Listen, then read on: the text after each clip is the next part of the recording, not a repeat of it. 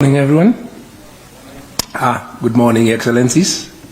Karibuni sana, our Deputy President and Presidential Candidate, our political leaders, Musalia Mudavadi, Wetangula, Hono Wetangula, Mutua, Governor Mutua, and others.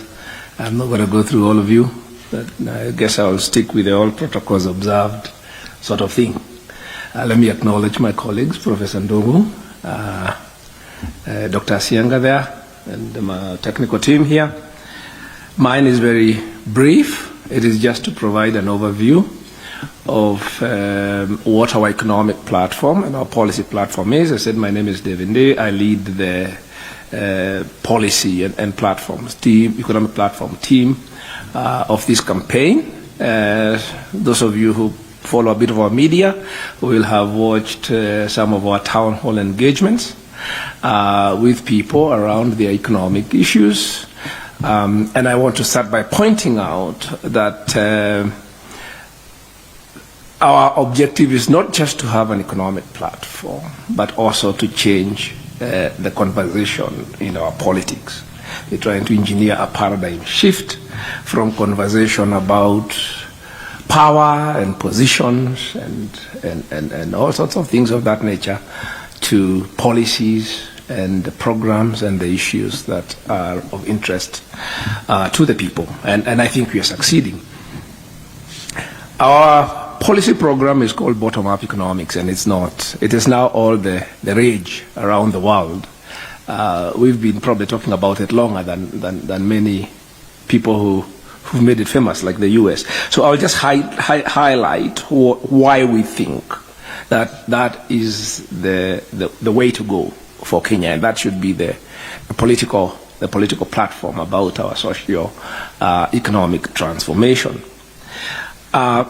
We have based that on we have three principles. We think that there are three principles that underpin this platform. One is that markets must work for everyone. When I was working in the development world about 2 decades ago, there was a conversation going around saying markets, making markets work for the poor. But I said, no, not just for the poor. They must work for the poor, but they must work for everyone. I believe even in the countries you come from, this conversation is going on about whether markets are working for everyone, about the sort of capture of political process by the corporate big and market power, the exercise of market power, both in the economy and as something that is a threat to the democratic process. So that's one of the key things, that markets must work for everyone, and in this country they must absolutely work for the majority, which they are not. Markets are working for very small people. Obviously, in poor countries, you also have challenges of systemic market failures, which Professor Ndungu can probably talk about better than me. That's what he does that's his day job, to look at such things. But also, markets are being undermined very fundamentally at the rule of law level by chronic capitalism and state capture. That's something that we are very alive to, and that we have to, that's a political economy problem, and that's something that can only be confronted politically. The second issue, principle, in this country, very specific to this country, and it's about distribution of capital. Ownership and distribution of capital. We are an entrepreneurial economy. But if you look at how capital is allocated in this country, capital should be distributed so that it can raise the productivity of the labor force. But if you look at this country, where the capital is and where the labor force is not the same place. So capital is too concentrated in a few hands and enterprises, where it creates highly profitable enterprises, but it undermines the productivity and employment in the economy. So we need to have a conversation around how do we distribute capital, redistribute capital, so that it goes to where it can raise productivity and address issues of poverty and inequality and many other things that are undermining a threat to stability and livelihoods of people. The third theme is around social protection. And again, here it's an issue of inequality, that if you look at our legacy social protection systems around health, around old age security, around various things, they have a very narrow base. They are designed around an elite, shall you say, structure because of our colonial legacy. They are not fit for purpose. So the principle here is a principle of universalism.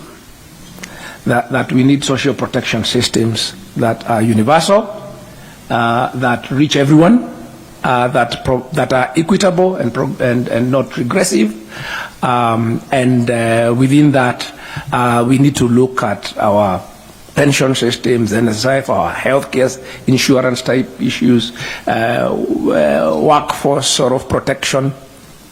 All those rubric of what then, because that's how then economy translates to human development. Those are the principles. Question of making markets work, having a system of equitable distribution of capital. We don't want concentration of capital in this sort of society undermines growth and productivity and incomes. As well as the question of fit for purpose, social protection and institutions. Those are the principles. In terms of actual translation of those into policy and programs, we have organized ourselves, our priorities around 4 pillars. Pillar 1 is agriculture-led growth. We are making a statement that we believe at our Kenya right now, the way out of many of the immediate challenges we are facing, economic debt, whatever, has to be starting with agriculture, which is what is at the bottom of our economy, the primary economy. That's where most of people are working. That's where our capital is. That's where our labor force is. That's where our competitiveness is. And by focusing on agriculture very squarely, we think that's where we're going to get inclusive growth. That is where we can get immediate supply response and bounce back on the balance of payment side, because that's where our exports can grow fastest. That's where we can increase exports most quickly.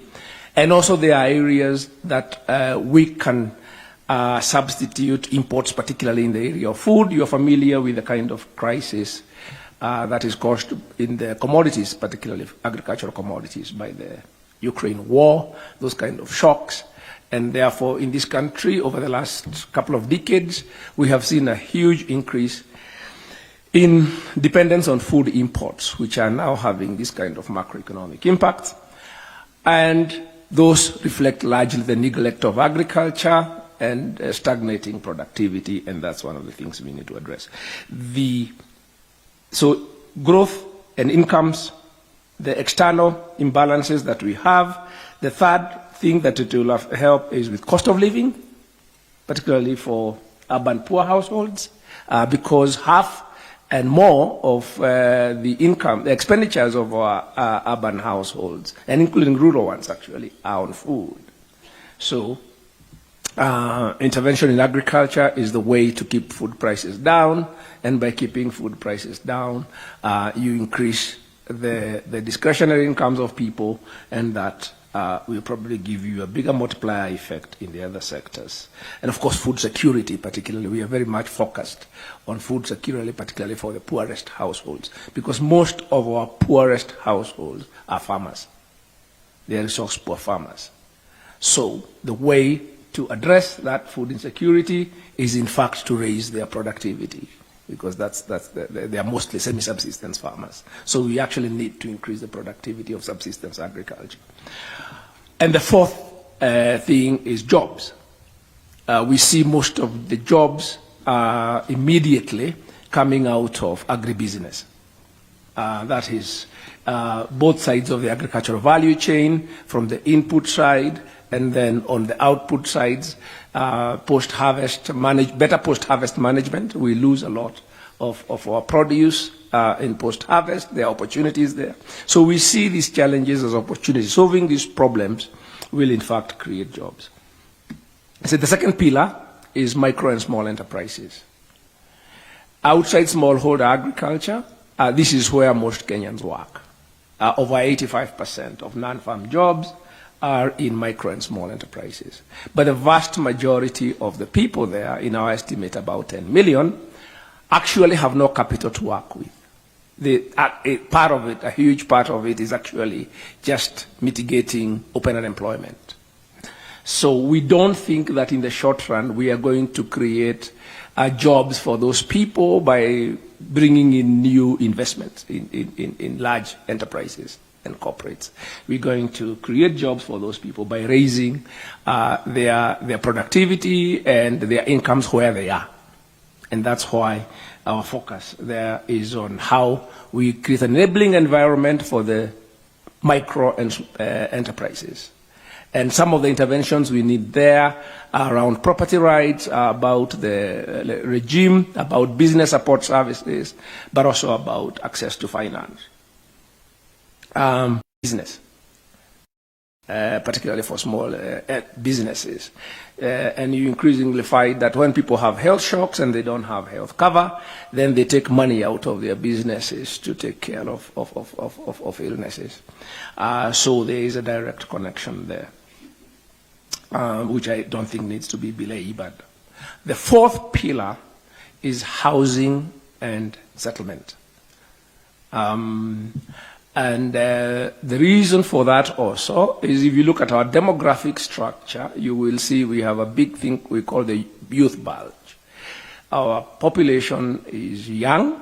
The bulk is really in their late teens now, mid-teens and early 20s. And when people grow up, after that stage, they do something called household formation. They move out of their parents' houses to their own houses. And then they start families. So that is the big thing that we are going to be seeing, social sort of dynamic, demographic dynamic that we are going to be seeing in this country over the next decade, a couple of decades. And therefore you have to ask, how are those people enabled? It's both an imperative, because if we don't provide affordable housing, it's going to happen anyway. So what you get is unplanned urbanization, bad settlement patterns, yet it creates a huge opportunity in terms of the housing market, in terms of its connections with the micro and small enterprises, Jua Kali, as we call it in Kenya, being a producer of housing and housing goods. And the second part about settlement has also to do with our land use and agriculture, access to land. As I said, we are still an agricultural country. It has to do with the environment. Because what you see now is that the demographic pressure is pushing more and more people into ecologically sensitive places.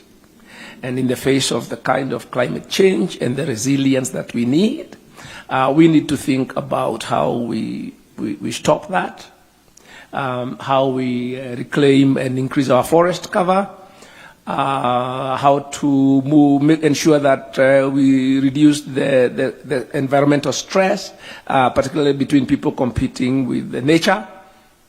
And to do that, we have to think very seriously and have very deliberate interventions around settlement patterns and people's access to agricultural land. So these things are not mutually exclusive. Each of them is connected to the other. But that, in a nutshell, it obviously is not comprehensive, but those are the things that we see will hit the most bads that we need to hit with as few stones as possible. So thank you very much. That I think is. Iwapo unapenda habari ninazokuletea, basi subscribe kwenye channel hii ili uwe unapata uhondo kila wakati. Shukran.